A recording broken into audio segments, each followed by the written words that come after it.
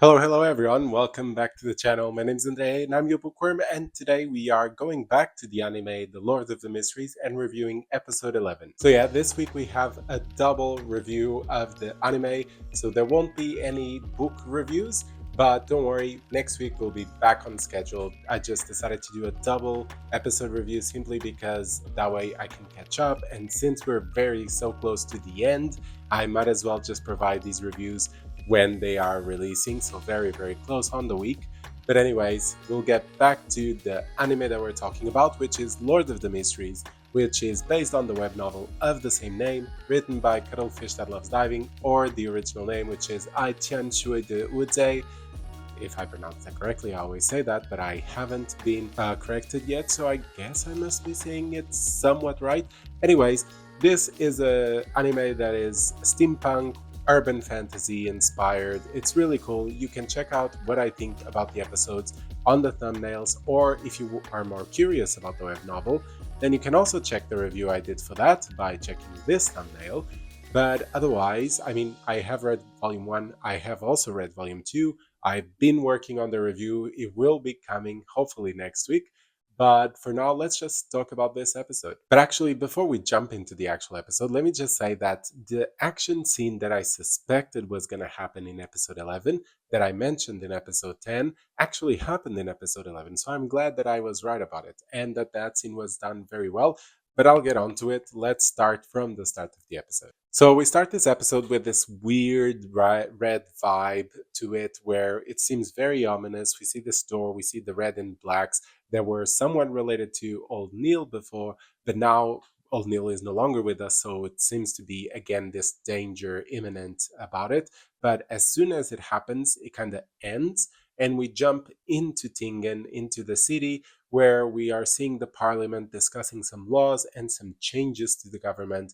And we, at the same time, we flash between scenes of this noble, who we know is Miss Sharon, who we were introduced in the previous episode, and she seems to be undressing or dressing. There are a lot of puppets around her that seem to have been controlled, and she seems to kind of control them, and by controlling them, control the people in the parliament, who are instigating some sort of almost coup or a dictatorship kind of, that is creating more poverty, more unfortunate people that are suffering, and just chaos in Ting. As this is happening, we realize that our friends the Nighthawks and Klein are privy to this. They know this is happening, and they have Klein stalking this woman, Miss Sharon, and they also have Captain Dunn and other Nighthawks just searching her place, trying to find any clues that can basically put her as guilty and catch her in doing this weird ritual that she's doing. Now, I don't remember this whole parliament scene happening in the web novel, but I am glad that they did, because it gives us some context of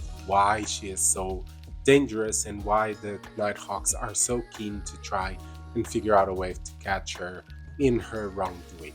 Because to the point where she's creating this coup, this dictatorship almost in Tingen, and she's creating so much poverty, so much misfortune around, it can be quite dangerous. But anyways, we see Klein going after this woman. Eventually he loses track. I like that initially he was using his powers, but then eventually he can't use them anymore and he loses track of them.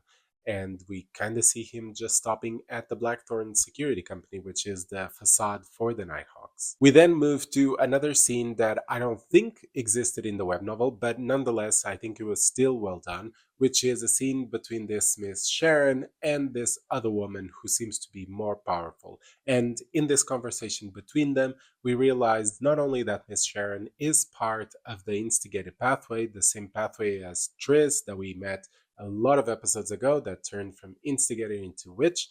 And this woman, Miss Sharon, is a sequence 6, which is a demoness of pleasure or something like that. And so she is quite powerful. But the woman she is talking to, whose name or the only information we have is that she's the Saintess of White, she seems to be even more powerful. We don't know her sequence, but again, it must be lower than 6, which means that she's quite powerful. Maybe a demigod, maybe something even more powerful. Who knows? I think this was well done, not only because it gives us more context about Miss Sharon, but also it gives us context that Miss Sharon, even though she's really powerful, there are still bigger fish out in the sea that can easily destroy her. So the scaling of power seems to be consistent, and we can totally see it upgrading as Klein is also upgrading in the story. And speaking of Klein, we go back to Klein, who is going to Miss Sharon's room to try and find out more clues, since Captain Dunn didn't find anything interesting, and him with his seer powers might be able to do so. Eventually, he actually finds some of the clues, and he realizes that Miss Sharon is part of the Demoness sect, and she has this altar with a lot of the puppets and also a statue of the Demoness just there. And then, as he realizes this, Miss Sharon enters the room. He is able to hide, but Miss Sharon, through going here and there, suddenly seems to find him. But what we don't know is that we viewers are the ones that are fooled, because this was all a plan from Klein. And this is again very good because we can see that he is planning ahead. But basically, we have this mini flashback where we go back an hour and we see not only that he was taught before by Miss Daly, technically in the previous episode, how to do these techniques of carrying his spirit body into the world so that he can just travel along. Of course, Miss Daly didn't teach him how to do that. He simply used the teachings from Miss Daly and applied to himself, being the owner of the fog realm, kinda, and so he can use his spirit body to go wherever he wants with the help of some of the items he has. But anyways, he goes to Miss Sharon's office, and that's why Miss Sharon does not find him, because he is kind of just a ghost. I think this scene was done very well. There was quite a bit of suspense, and the payoff really paid off, because again, we got to a good explanation of why Klein did what he did, and it didn't really break the world. It's just one more rule of what he can do. But anyways, after that, we go back to Klein reporting to Captain Dunn about what he saw, and so Captain Dunn decides they need to storm her place tonight, and to do so they go to Chinese Gate to get one artifact. This is the first time we actually go inside of Chinese Gate, and I thought the animation and the art of it was done really well. Very different from what I expected, but I think it was done really well. Just at the start, the different shelves moving around, and then them going into that kind of abyss with the gears and just the different tombs, kind of like each carrying an artifact coming in and out, and then them receiving the artifact they want, which is a mirror that apparently if anyone looks into the mirror, their reflection will come out and try to kill them. I don't know if this is some sort of like homage to The Ring or something like that, but it gave me a bit of vibes of that, or Bloody Mary, the whole mythos, but it was done well. And the next scene is basically us storming Miss Sharon's place. And so for this scene, we have Klein, we have Captain Dunn, and we have a third Nighthawk whose name I think is Kenley, if I'm not mistaken. And so Captain Dunn uses his nightmare powers to try and make Miss Sharon fall asleep, while Kenley and Klein go with the mirror to try and basically put the mirror in front of Miss Sharon so that when she wakes up, she sees herself and she dies. Of course, things never go according to plan, and we go into a big action scene. And that action scene I thought was done very well. I mean, the anime does action scenes well, period. There was a bit of back and forth, times where we thought we were almost winning, times where we thought we were almost losing.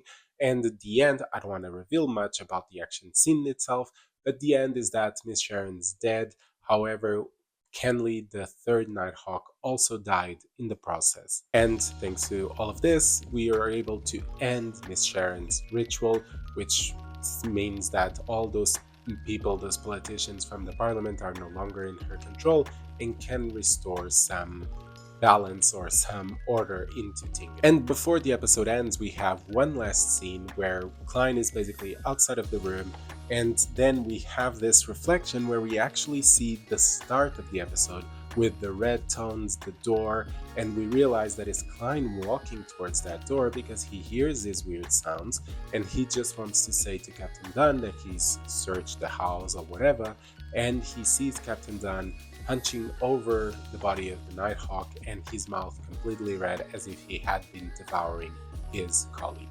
And the episode ends there. Now, if you've read the web novel, you know perfectly well what this means. If you haven't, just be ready, because I think the next episode we're going to be introduced to a big point of world building that a lot of things rely upon. And I think this is very well done. It is smart, and it will all make sense when you finally watch it.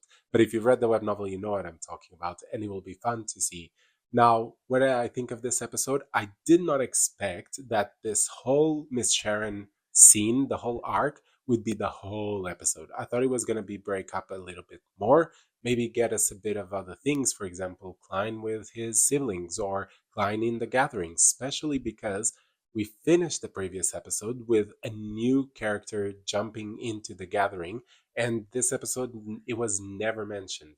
And I thought that was a bit weird. It should have been mentioned a bit. I hope that in the next episode we get at least some interactions in the gathering so that we get to see Derek Berg a bit more and try to understand who is he, what is he doing, etc. Now, I have a feeling that that has also been included in some of the bonus content that exists for this anime. However, I haven't seen it, and I don't think that in particular should be included as bonus. I think it should be included as a part of the main series, since it will be quite vital for us to understand the son or Derek Berg into the gathering. But I mean, I need to watch it and make sure that actually there is some bonus content about it. But what do you think? Did you like this episode? Did you not? I mean, there's only two more episodes. It feels like it went by really fast. And I mean, the two episodes that are coming, they should be filled with action, filled with epic scenes, and I cannot wait to watch them. But anyways, let me know. Comment down below if you enjoyed this episode or not, or if you're keen for the next two episodes, or if you haven't even watched any episode and now you're very, very curious to watch it. And yeah, comment down below when you're gonna watch it, I guess. And if you're new, don't forget, subscribe, like the content, and I shall be seeing you on Sundays and Thursdays, the other way around, and especially on Sundays with book reviews, hopefully, if everything goes right, okay? See you soon.